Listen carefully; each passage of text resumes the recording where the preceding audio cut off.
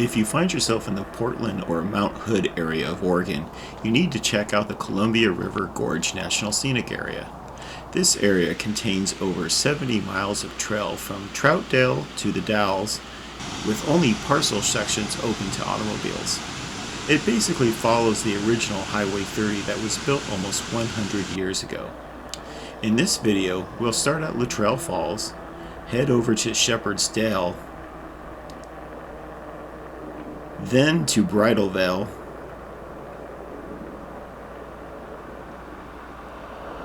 a quick jaunt to Wahkeena,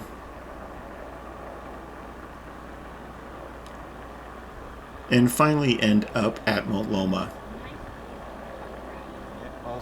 all using our rented e-bikes.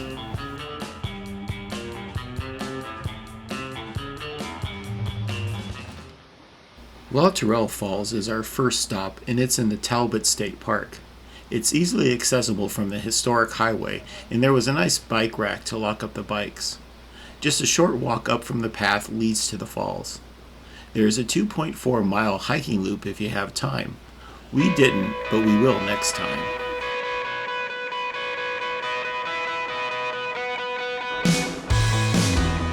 Our rented e-bikes are from eBike.multnomahfalls.com. They offer self-guided tours and half or full day rentals. We did the half day for 3 hours at $85.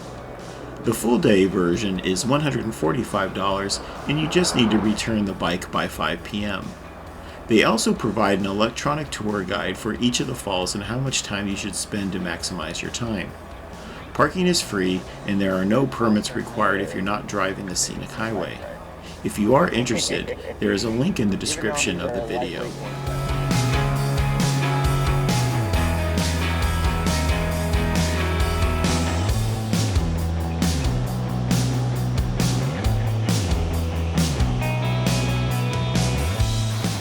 Our next stop, Shepherd's Dell, was almost missed from the scenic highway.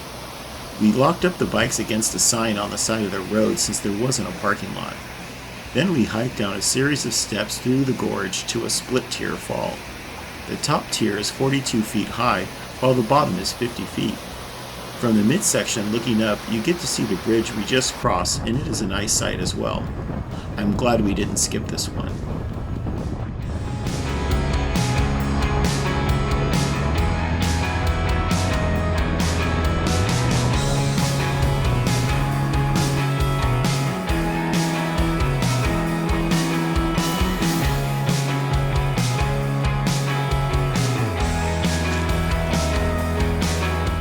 The Bridal Falls has a nice parking lot and bike racks to lock up the e-bikes. The hike to the falls was the steepest of the day. You basically hiked down a third of a mile. Easy to get down, but not so easy to climb back up. The falls were also a 2-tier and total about 120 feet. There is also a hike that takes you to the Columbia River overlook, but since we were limited on time, we decided to hike back to the bikes. When we got to the bikes, a family asked us questions about the e-bikes. We explained how they work and how they can rent them from eBike.multnomahfalls.com.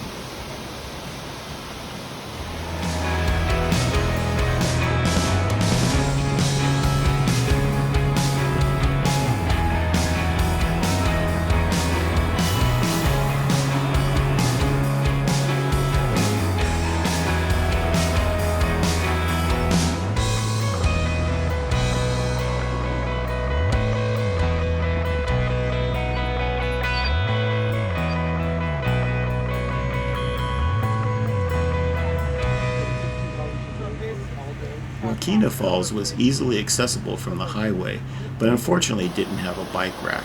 We locked them up against a fence and headed over to the falls. There's a lot of plant life along these falls since the area is a temperate rainforest. Apparently they average 75 inches of rain, and even in August there is plenty of water flowing through the falls. There's a nice hiking trail that takes you up the hill and over to Multnomah Falls, but again, due to time constraints, we'll need to save that for next time.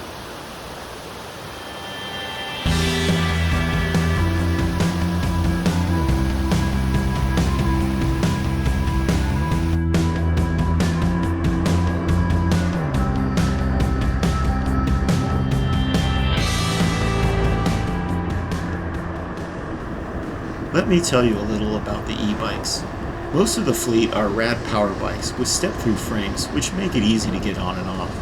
There was a drivetrain issue with my bike, so they swapped it out with a Fat Ego Hero bike. Both the bikes are Class 2 e-bikes with rear hub motors. They have built-in throttles that max out at 20 miles per hour. They are heavy bikes, but you don't feel that weight when riding. There is a jerky feeling when the hub motor engages, but it doesn't take long to get used to it. Going up the hills is a breeze, and we never needed the throttle. The bikes are in good condition, and the rental service also provided helmets and locks. If you've never ridden an e-bike, they also provide training on how to use the power levels.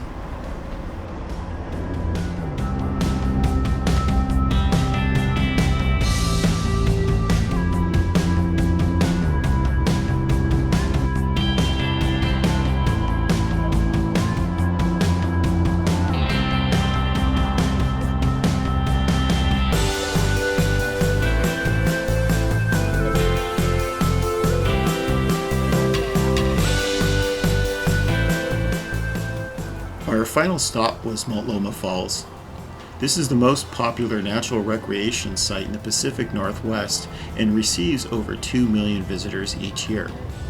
There is a fancy bike rack at the front of the lodge.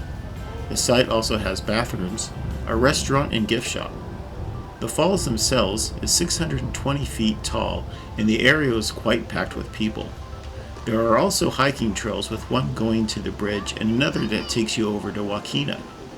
The Benson Footbridge is a 45-foot reinforced concrete deck arch and sits 105 feet above the lower falls. With the bridge in front of the falls, this place is spectacular.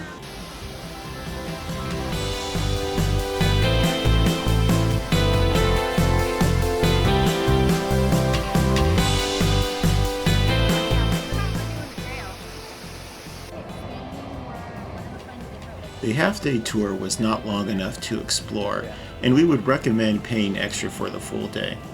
The e-bikes made it easy, and we can't wait to go back and explore more of the scenic highway.